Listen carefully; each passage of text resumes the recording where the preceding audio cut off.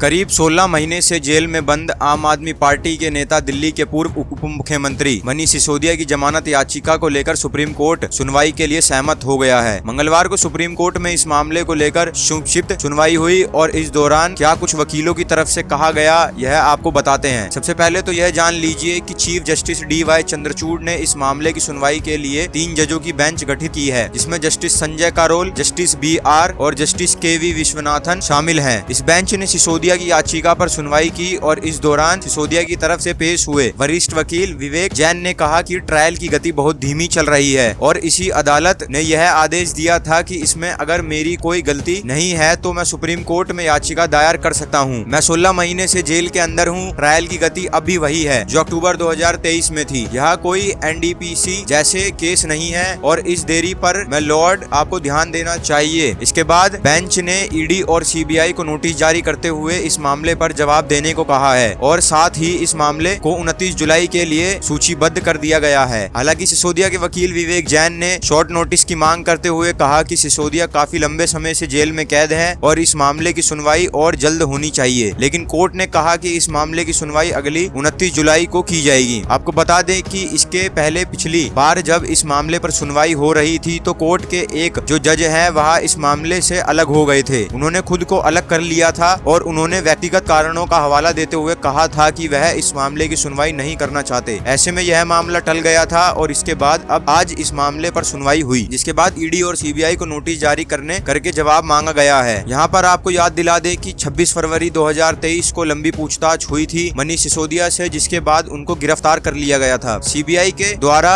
इसके बाद 9 मार्च 2023 को ED ने भी उन्हें गिरफ्तार कर लिया था और तब से लेकर अब तक सिसोदिया न्यायिक हिरासत में जेल में ही बंद हैं। कई बार निचली अदालतों में जमानत याचिका लगा चुके हैं, लेकिन निचली अदालत से लेकर सुप्रीम कोर्ट तक उनकी जमानत याचिकाओं को खारिज कर दिया गया है। लेकिन कोर्ट की तरफ से यह जरूर कहा गया था या हिदायत दी गई थी कि इस मामले की जो ट्रायल है इस मामले का वह जल्द होना चाहिए और अगर ऐसा नहीं होता तो सिसोदिया अदालत का रुख कर सकते हैं। और अब इसी आधार पर सिसोदिया कोर्ट पहुंचे हैं और कोर्ट पहुंचकर कह रहे हैं कि मैं 16 महीने से ही जेल में बंद हूं और ट्रायल की गति थी वो भी धीमी चल रही है। ऐसे में जमानत का हकदार हूं। अब कोर्ट ने इस मामले में ED और CBI से जवाब मांगा है। देखना होगा 29 जुलाई को जब सुनवाई होती है तो क्या कोई राहत सिसोदिया को मिल पाती है या नहीं, क्योंकि केजरीवाल को जिस तरीके से अंतरिम जमानत मिली है उसके बाद से यह उम्मीद की जा रही है कि सिसोदिया को भी कोई राहत के खिलाफ दर्ज मामले में मिलती है।